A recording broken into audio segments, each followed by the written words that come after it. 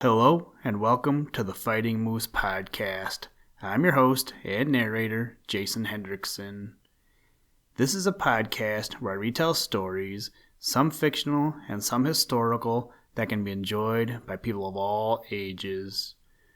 Today, we try to follow the trail to find Sir John Franklin's expedition to the Northwest Passage with the story An Arctic Explorer from the book Historic Adventures, written by Rupert Holland. Now, the Northwest Passage is another piece of history that when it pops up, I am usually intrigued by it. So when I found this story, I was immediately like, yep, that's the story for the next podcast. In an article from the Times Herald newspaper, dated May 2nd, 2019, was where I first learned about a local ship to me that sailed the Northwest Passage. In Port Huron, Michigan, there is a Coast Guard cutter stationed there. Today, it is the Hollyhock, but from 1975 to 2003, the Coast Guard cutter, the Bramble, was there. In the article that I mentioned, I discovered that the person who had recently purchased the Bramble was going to outfit the ship to try to sail through the Northwest Passage to relive the historical event. Now, I didn't give it much time when I first read about it, but I remembered the article when I was preparing for today's episode. Well, I found a film which I think was produced in 1957 on YouTube that was a documentary about the Bramble's voyage through the Northwest Passage. I thought it was pretty cool. In the show notes, I will include links to the article, the YouTube video, and also the website about the Bramble. I hope that you find it interesting and enjoyable. I know I did. For me, it was a piece of local, national, and international history. Now, let's turn to today's story. I hope you enjoy. Let's begin. Liftoff. We have a liftoff.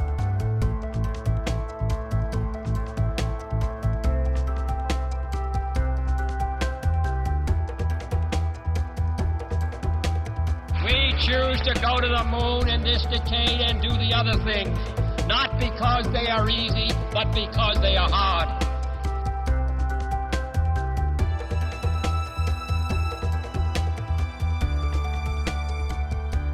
An Arctic Explorer.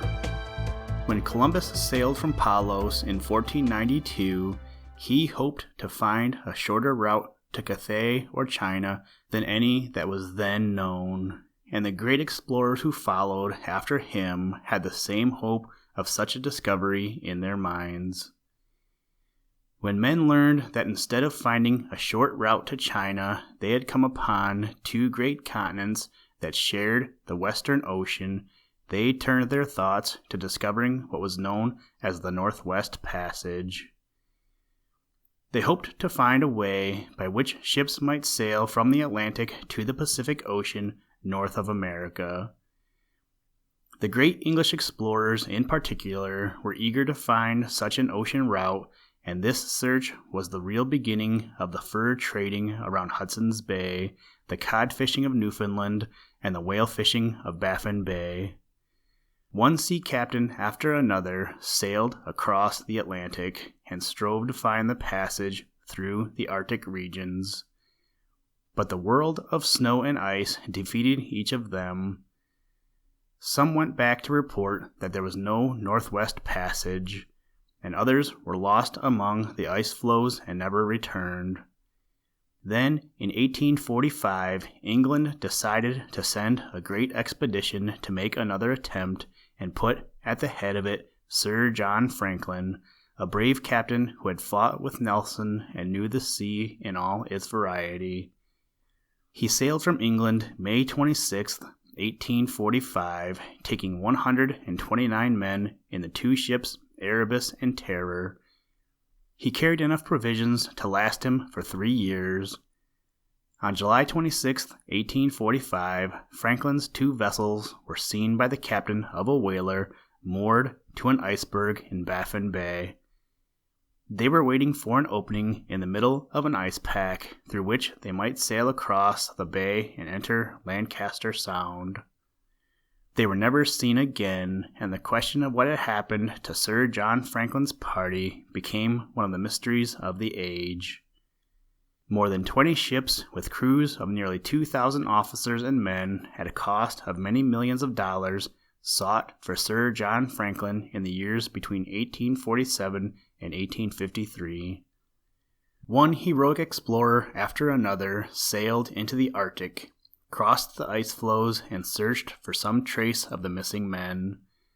But none could be found, and one after another the explorers came back, their only report being that the ice had swallowed all the traces of the English captain and his vessels. At length, the last of the expeditions sent out by the English government returned, and the world decided that the mystery would never be solved. But brave Lady Franklin, the wife of Sir John, urged still other men to seek for news, and at last explorers found that all of Franklin's expedition had perished in their search for the Northwest Passage. Arctic explorers usually leave records telling the story of their discoveries at different points along the road they follow. For a long time after the fate of Franklin's party was known, men tried to find records he might have left in cairns or piles of stones through the Arctic regions. Whale vessels sometimes brought news of such records, but most of them proved to be idle yarns told by the whalers to surprise their friends at home. One of these stories was that all the missing records of Sir John Franklin were to be found in a cairn which was built near Repulse Bay. This story was told so often that people came to believe it was true, and some young Americans set out to make a search of King William Land and try to find the cairn. The party sailed on the whaler Ethan, and 5 men landed at Repulse Bay. The leader was Lieutenant Frederick Schwatka of the United States Army. He had 3 friends with him named Gilder, Klutchak, and Melms, and with them was an Eskimo who was known as Joe. The young Americans set up a winter camp on Chesterfield Inlet and tried to live as much like the native Eskimos as possible. During the winter, they met many natives on their hunting trips, and the latter soon convinced them that they were on a wild goose chase and that the story of the cairn was probably only a sailor's yarn. Lieutenant Schwatka, however, was not the sort of man to return home without some results from his trip, and so he made up his mind to go into the country where Franklin's party had perished, hoping that he might find some record which would throw light on the earlier explorers' travels. The Eskimos were a race largely unknown to civilized men. White men had seen much more of the Native American Indians who lived in the more temperate climates.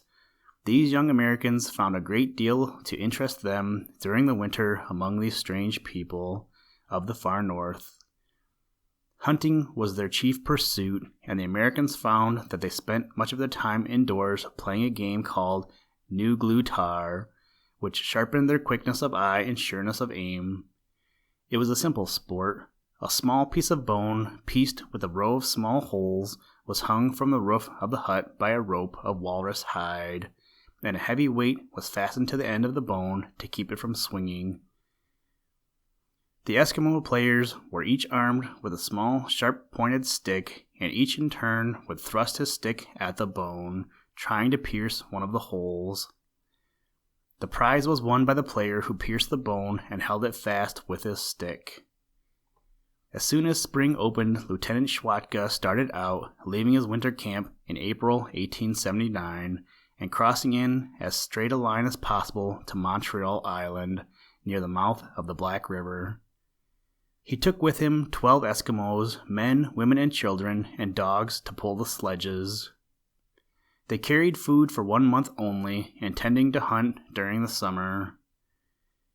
Every night the Eskimos built snow huts or igloos in which the party camped.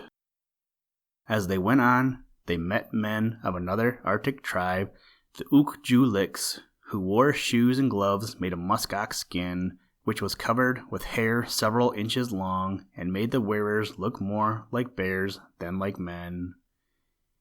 One of these natives said that he had seen a ship that had sunk off Adelaide Peninsula, and that he and his friends had obtained such articles as spoons, knives, and plates from the ship. Lieutenant Schwatka thought the ship was probably either the Erebus or the Terror.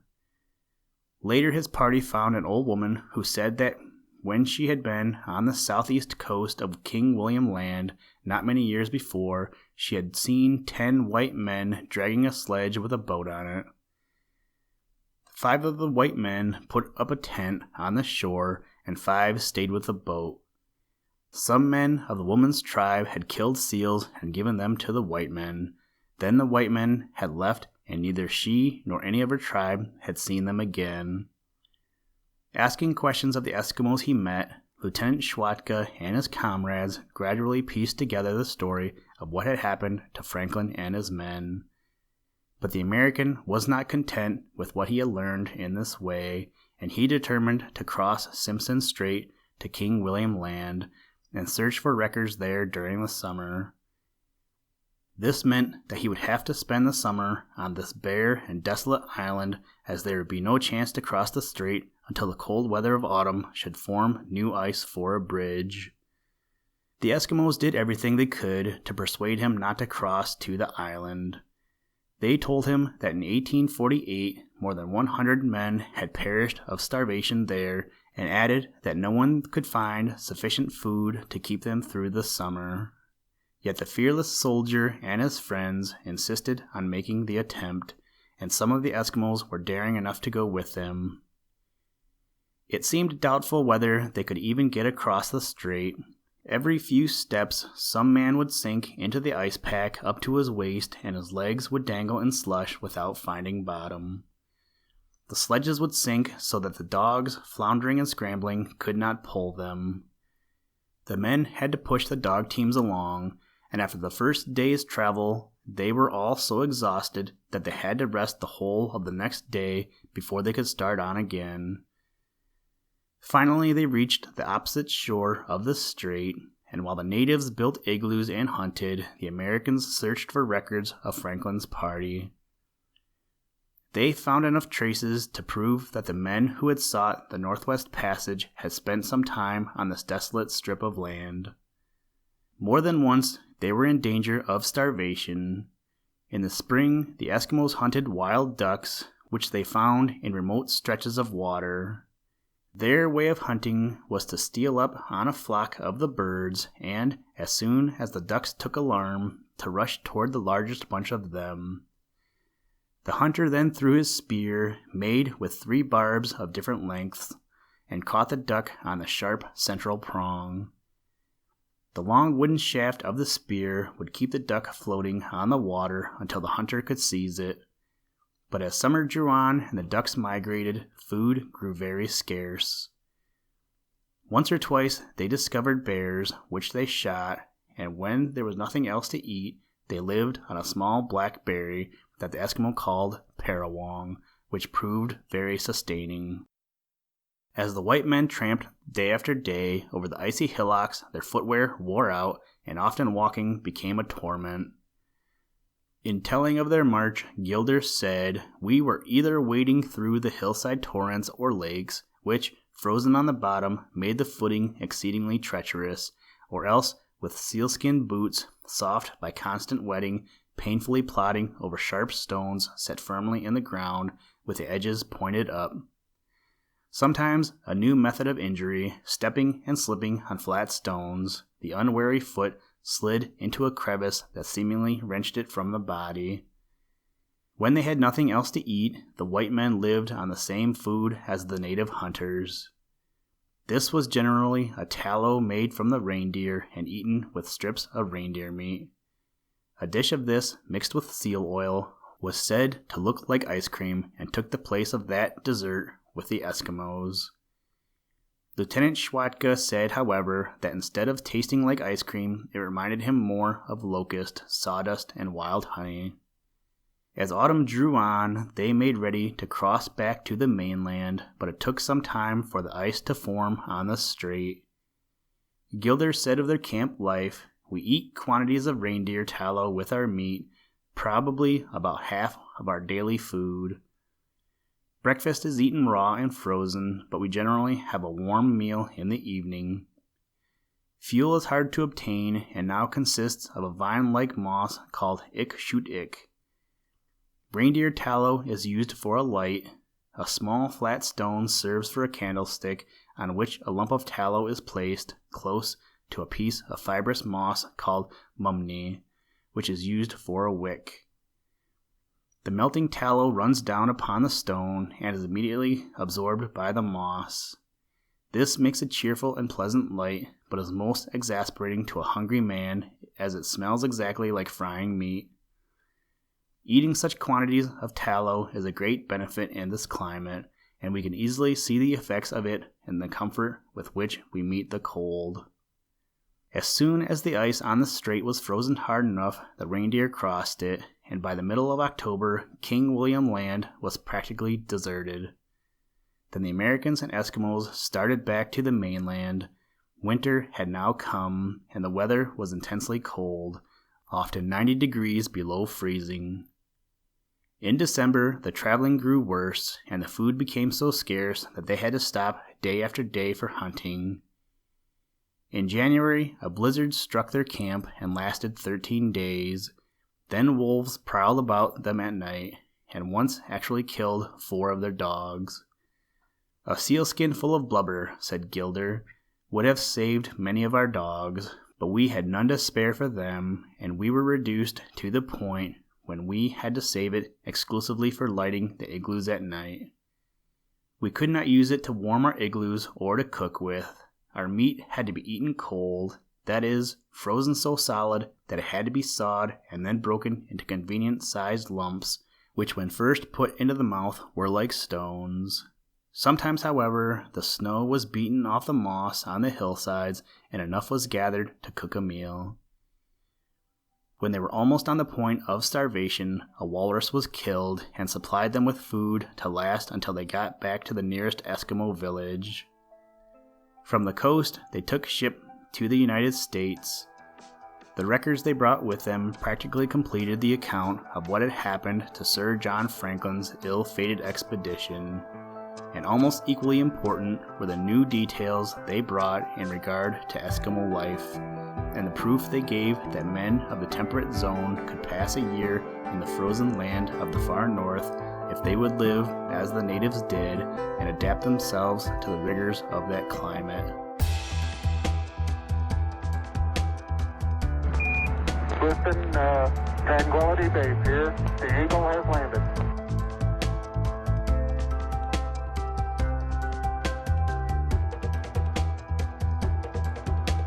That's one small step for man, one giant leap for mankind.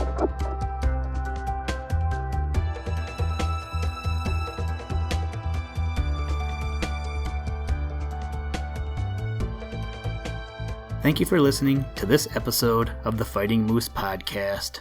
Please join us next time as we read another exciting story. Today's music was provided by the artist Analog by Nature, and the audio clips were provided from NASA. For more information to download and or listen to audio or materials from all our recordings, or to contact us, please visit www.thefightingmoose.com, or you can follow the links in the show notes. And as always, try and do a random act of kindness every day. Mission complete, Houston. After serving the world for over 30 years, the space shuttle's earned its place in history and it's come to a final stop.